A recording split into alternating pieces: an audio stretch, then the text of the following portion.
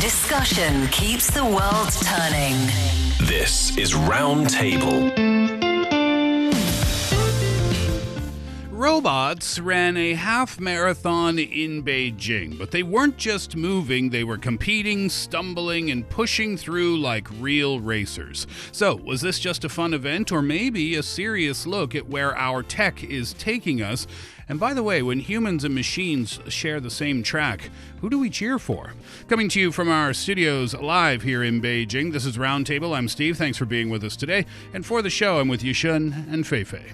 First up, what happens when cutting-edge robotics meets the spirit of a marathon? When machines don't just calculate, but run and compete and almost fall down and maybe even feel the pressure of a real race?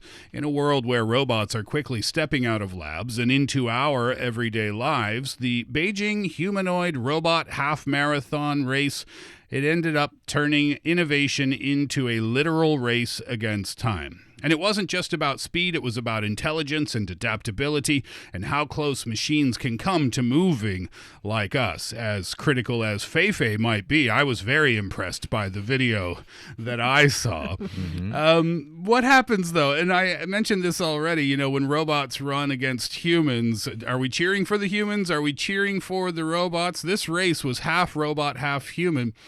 Let me restate that. That makes it sound like they were half robot, half human. Yeah, I mean, it was consisting of a group of humans and a group of robots who were kind of racing against each other, but not really. We're going to get all the details about it. You should tell us about this robot marathon. Yes, actually, people were cheering both for robots and humans. So this, the official name was the 2026 Beijing E-Town, which is the name of that district, or Yizhuang, half marathon and humanoid robot half marathon. So it was a landmark event designed around the core goal of promoting technology and innovation through competition.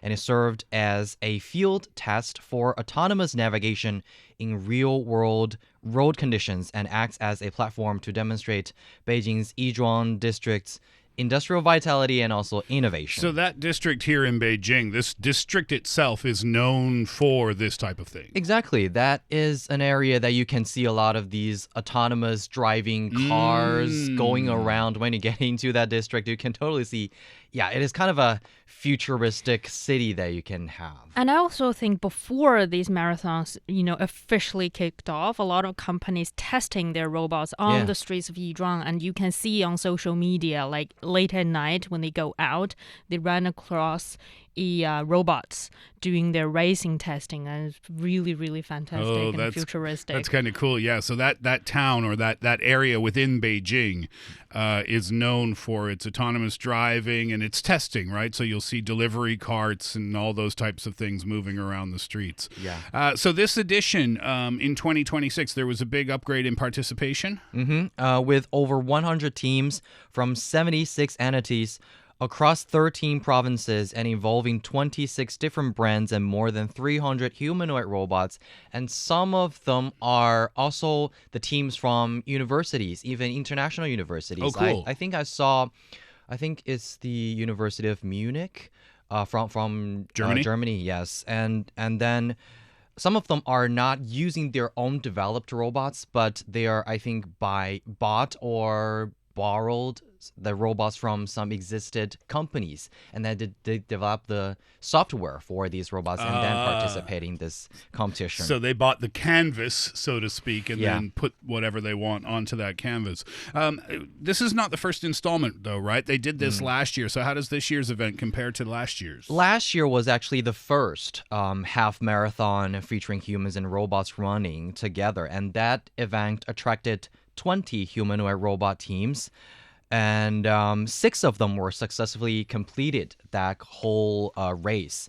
So obviously it's quite different this year because it's a lot bigger. It's so much bigger, and then the number of robots completed the race is also so much more. Yeah, and also, from the videos online that we saw, I think I saw over the weekend, is a lot of the robots are much, much faster compared with last year.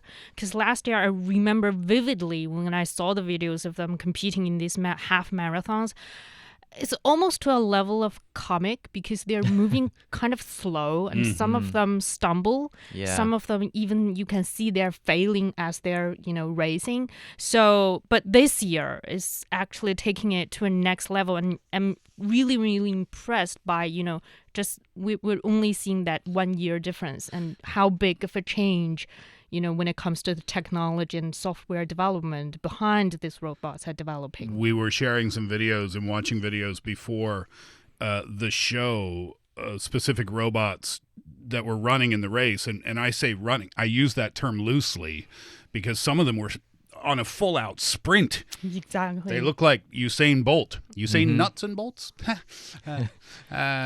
Full-on run. So if we compare that to last year, I mean, it almost makes me curious already about what next year's event is going to look like. But when speaking about the event this year, what kind of contestants were eligible to participate in this? Were there any guidelines or anything like that? Yeah, there are very specific rules and also a group of these humanoid robots that can participate. Cai Jizheng, director of the Robotics and Intelligent Manufacturing Industry Bureau of the Beijing E-Town, introduced that registration for this competition was open globally, and also participants can include humanoid robot R&D institutions, research institutes, tech company, as well as innovation teams and individual developers. And each participating entity may register no more than 3 teams using the same robot model.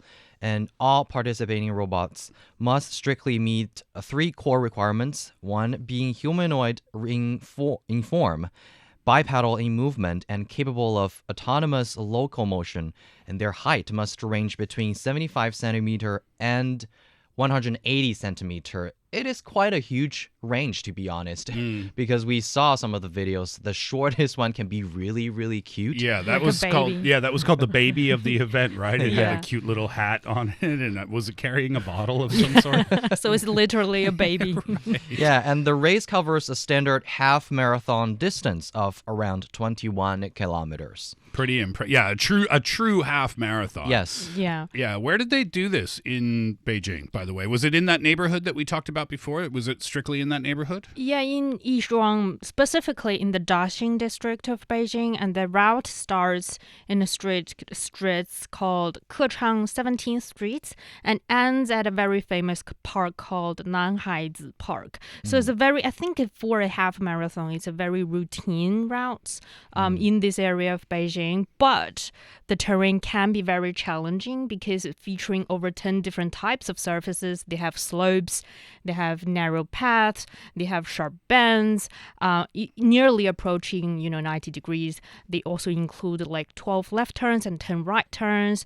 It sounds simple to a human marathoners. You're just making a right turn or left turn. But when it comes to humanoid robots, they can be a big challenge, especially when it comes to the path planning, the dynamic balance capabilities of these robots. That's why we're seeing a lot of them actually failing as well. At the same time, it's not just about sprinting robots. We're also having robots sometimes falling down, sometimes basically falling apart on the road. Yeah. So you can see the difference when it comes to the capabilities in development among companies. Those, the list of things that you just mentioned, those things were put there on purpose, I'm sure, to challenge the robots to see what they were capable of and also what they were not capable of as well. Now, 21 kilometers on one battery is probably not a realistic goal, so they had different stations set up where they could swap them in and out? Yeah, there are 7 standardized supply stations, so providing services such as battery replacement and also emergency support. The final 100 meters before the finish line serve as the sprint timing zone, followed by a 50-meter buffer zone after the finish. So actually you can see how fast and how these robots were sprinting at the last 100 meters. And speaking of the last 100 meters, that's exactly where you were you not? Exactly. I was really, really excited and fortunate enough to be at the finish line of this competition. And I also recorded how it felt on site, and let's take a listen. Right now I'm standing here at the finish line of the robot half marathon, and you can really feel the energy building up here.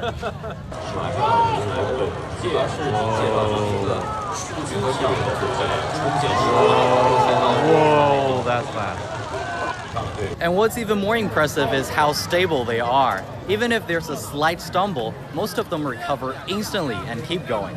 Some teams chose long endurance, swapping batteries just once. Others went for quick swaps, mid-run without even shutting down. So different strategies, but same goal, get to the finish line. After around 21 kilometers, these robots are still running, some of them even speeding up in the final stretch, and you can totally hear their footsteps getting heavier and faster. And then, the moment they sprint through the finish, it's surprisingly fast, faster than you expect. The crowd around me is not just watching anymore. They're cheering, shouting, and genuinely excited. Every time a robot gets closer, they'll start clapping, shouting, and calling out, almost like it's a human athlete making that final push. Because if you think about last year, what people remember more are the falls, the wobbling, and robots struggling to even walk in a straight line. But this year, you can really see the difference. Teams are clearly optimizing for both speed and also stability. The navigation, the self-correction, it all feels way more mature now.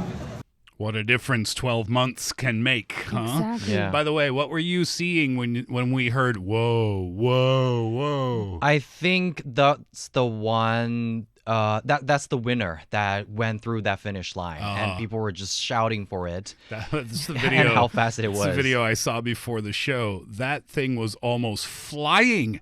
It was running so fast. Right, and you have that kind of feeling that everything happened that morning was very surreal, because I was, and a lot of people there was genuinely supporting and cheering for these robots. Because have you ever been in some like sports meeting at school, like the sports day, that all of your the students can be the athlete, right? And you will just naturally just cheer for your classmates. And that day I felt the same. It feels like they are real, the human athletes and running, and they need our cheer. And also it feels like they have different personalities, because there are so many different robots, and they run in different way of moving. They have different actions and gestures. That kind of feeling, just very weirdly excited, you know. So the whole scene, and after that was yesterday, and the afternoon I was like thinking about what happened that morning. It feels like I went into a real set of Black Mirror. When Stepping into the future. yeah, when we are actually cheering for, that's probably just okay. That's my housekeeper doing that sports meeting thing. Oh, That kind of- the robot Olympics are coming someday. yeah. And Yeah. when I was watching the winner, I think it's from a company called Honor, Yes. and in the color of red, I just can't. It looks so human-like that the way when it comes to the composition of a runner, and also when you hear the pounding of their quote-unquote foots, it also sounded like a very fast runner as well. When I was watching the video, I can't help, as Steve mentioned, criticizing their composition, because they're sort of sitting while running. That you can see they're sort of the bottom joints. side, the joint of them is sort of sitting there. But when it comes to if it's a human running like in that position, they will put a lot of pressures to their joints, in particular to their knees. And then I come to understand also when it comes to these robots, they're also facing this kind of pressure in their joints. They need different technologies to solve this quote-unquote challenges or risks in sprinting for over 20 kilometers. Not only about battery swapping, but also when it comes to the cooling of these joints, because also when it comes to human runners, after you run for a really long time, you can feel that your joints, in particular your knees, Yeah. are sort of feeling that pressure of this kind of movement. I know what you mean about the awkwardness, but yet it's not awkward, because it's almost more efficient than the way human beings run. when humans run, there's hip movement, right? There's like a back and forth, forward, back, hip movement. But when the robots run, they just don't move. The hips don't move. It's just all the lower body, like the legs and knee area and ankle area. All that is moving, so it looks kind of funny. But yeah, I mean, still so crazy impressive. They handed out some prizes, by the way. What did they win? Yeah, first of all, after all of these intense competition, the autonomous navigation robot from Honors, as we mentioned, Honors team won the championship with a net time of 50 minutes of 26 seconds. For 21 kilometers. For 21 kilometers. That's It's faster than the humans' record. World record? Yeah. Actually, although the remotely controlled robot from Honor was the first to cross the finish line at 48 minutes and 19 seconds, and its results was multiplied by a 1.2 coefficient under the competition's weighing rules. So explain that, please. So it was different whether they were autonomous or whether they were remote-controlled robots. Yeah, so two types of robots. One is the autonomous ones, and the second one is the remotely controlled robots. So the autonomous ones will have the result that they finished the competition, but the remotely controlled ones, because they are controlled by another human engineer, so their results, their final results will be time 1.2 as their final result. I see. So based on these results, robots have already surpassed human runners. The current best human half marathon record stands at 57 minutes and 20 seconds. So they had speed categories. They had 3 prizes for that.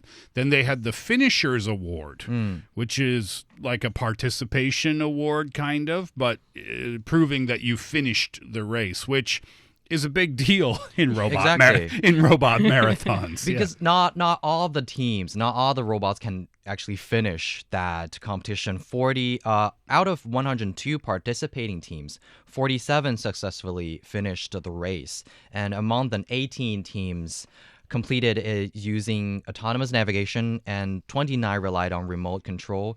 That's a completion rate of over 45%. So there is a requirements when it comes to how long you can race. I think it's about more than 3 hours and 40 minutes, meaning that you are required to complete within this time frame. Otherwise, you won't get that Finishers Award. Yeah. That's very interesting. And I think, in this case, seeing over almost half of them finishing that race is quite impressive, especially when you're considering a lot of them are not controlled by an engineer this time. Because I remember last year, you can see that engineer trying to run with these robots, and a lot of netizens are joking about, engineers, they're not essentially athletes. For them to complete a 20-kilometer run is also not that easy as well. But I guess when it comes to these autonomous navigation robots this year, that sort of lift that pressure off the engineers this year. They had various technical awards. One was Best Endurance, which would be completing the race without a battery or any robot swaps. So I guess I assumed that every robot would have needed a battery swap, but I guess that was not the case. But that would be one of the challenges, I think. This is kind of like an F1 race. Yeah. Yeah. Exactly, because as I said, they have 7 standardized supply stations. Yeah, but so they got to strategize about like when to swap them, when not to swap them. And how fast you can swap them. Yeah, exactly. So I guess that would be one of the challenges. Yes, because they have to figure out what to do and how to do it and how fast they can do it and what is the best time they can do it. One thing is that they can do it to the supply station, and another one is they can do it during it is running without even shutting the robots down. So that is how they win that kind of award, and also figure out the situation and the challenge. So among the other things that were highlighted, I guess, during this event, not everything was a part of the race itself, correct? There were some other things happening. There was a separate competition that focused on safety and emergency response. That's where robots had to navigate 17 different obstacles to test their stability and agility in simulated disaster scenarios. I think I've saw video clips. In this case, a lot of the robots are not only in the shape of a human. You can also see a lot of human dogs trying to, for example, climbing a ladder, going through a terrain with a lot of stones crossing a very shallow water surface, these kind of things. You can imagine, in practice, it can be, translating to emergency rescue. That's on top of my head when it comes to. It's like training, kind of. Yeah, exactly. And I think they're testing how well that you can cross these different kind of challenges on the surface and how fast in particular. Actually, there's another obstacle challenge that a lot of these companies also participated, and that's also more of a test ground for a lot of these, no matter it's a human or robots or 4 feet robots, to go through and to be applied in different scenarios. And that is also what we call some of the challenges that these robots are trying to conquer. And I also spoke with Li Cheng, director of robot systems R&D at Janisom AI, which is in Chinese 智胜 technology. And that's one of the things he also talked about.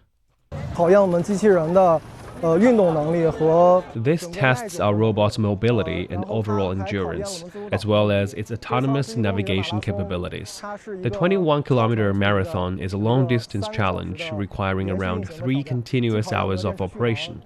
It puts both battery life and thermal management to the test, especially since today's weather is quite hot. The robot needs to maintain both speed and stability throughout. Through this specialized test, we can better prepare for real-world deployment in industrial scenarios, such as patrol, security inspection, and logistics support tasks. So then this race was partly about the race and just as much not about the race itself. Is this more like, because a lot of these media and reporters were asking a lot of these managers, no matter they're in the industry or they're actually developers, what is the actual application of all of these robots, right? That is, I think, the most common question that people may ask. Kind of like, okay, this is great, this is a fun event, and we're all entertained by this, but what's really behind this? Yeah, and I think the answer that mostly people will have is it is still the test ground, and it is the test ground for these robots to see what they can do and what we are doing and how good we can do. And maybe in the future, there are many applications that these robots, because it's not only about the results, it's also about the process of developing these robots, the software, the hardware. And then maybe part of the procedure can be used in even other scenarios, because what we can see is that many first of all, the winner this time is Honor, which is actually a smartphone manufacturer, which means that I interviewed them as well because they were saying they also used a lot of these technologies when they were building phones. For example, I think it is liquid cooling system put in their robots, which means that they can have a more durable robot for the battery to run. And then other companies like Xiaopeng, we talked about it before, the car manufacturer will also self-developing their own robots. But are we actually seeing the application of these specific robots? Probably no, but maybe in the future, in the factories or in the process of building a car or a phone, the technology of building these robots can be used in building a product. And also thinking into the future, it's not only about the fastest running robots out there, but I think in a lot of other tasks, for example, we are now designing a lot of robots to as service officers, for example, at homes or at nursing homes or at shopping malls. maybe they didn't really run this winner for, they didn't get the winner's prize for this half marathon competition. But the roles that they were able to play, for example, when it comes to cleaning, when it comes to hospitality, when it comes to performances, I think Unitree also participated in this competition. And I think one of their robots also sort of demonstrated their kung fu tactics before they start the race. It's something that we can look forward to in the future. I got to interact with a Unitree humanoid robot a few days ago. Oh, yeah? How cool is that? Standing right in front of me, yeah. My honest takeaways from my interaction with it, when moving, just kind of moving, like standing at a table and then moving back from the table to walk forward, that was a little herky-jerky, like a little clunky, the movements. But then... So that was the first thing I saw. So I thought, whatever, Unitree. Yeah, whatever, Unitree is right. Because the next thing I saw was the kung fu performance. And the fluidity of the movement was... I saw this on TV during the Spring Festival Gala. Yeah. And I was like, wow, that is beyond impressive. And when you see it in person, I was trying to look for like the joints in the robot. Why isn't it moving like a robot should move? And it was completely fluid. So that was impressive. But then the most impressive thing I saw, I don't know what kind of dance it was. It wasn't like a traditional Chinese dance, I don't think. It was some sort of like ballet something or other. I have seen Do you know what I'm talking on about? a radio. Yeah, yes, very elegant on a level. Beautiful. Yeah. Beautiful. It's very hard to imagine this a robot. You put a dress and a wig on that robot, I wouldn't have known that wasn't a person.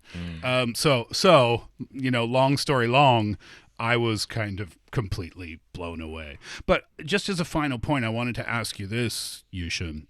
We're at an interesting time, robotics, yes, of course. But here in China, it seems like we're at an interesting time as well, because I think Unitree is the name that everybody knows, or at least the name that I think of when I think of robots and humanoid robots. But you said Honor was the winner of this year's race. And they didn't just win, they got first, second, and third in one particular category. And this is a company that made cell phones. And now what we're seeing in China is companies that were not involved in robotics before are suddenly becoming involved in robotics. So this is what do we see happening in the next couple of years, or is it easy to predict, I wonder, where we see all of these non-robot companies suddenly getting involved? I think these things is reflecting a fact that all of these technology companies, they are seeing the future of maybe a lot of these manufacturing industry, and the marathon actually serve as an incubator for the maybe embodied intelligence industry, or maybe just simply the mechanical industry, where you have all of these machines that can accelerate the transition of all of these technology from the lab into real world industrial and urban scenarios. And that's why I think a lot of these, no matter they are like real robot companies or just smartphone makers or car manufacturers, a lot of them are getting into this industry and trying to show people that we have the ability to actually impress you by, I think it is a form of showing people that their capabilities. Yeah. I don't know how much of the tech, I don't know within China from company to company how much is open source and how much is kept private.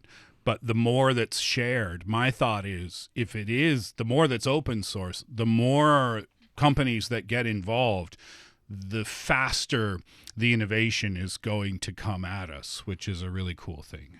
Yeah, and especially when it comes, I saw a report yesterday actually about when training in these robots, they need a lot of data from different industries, from different companies.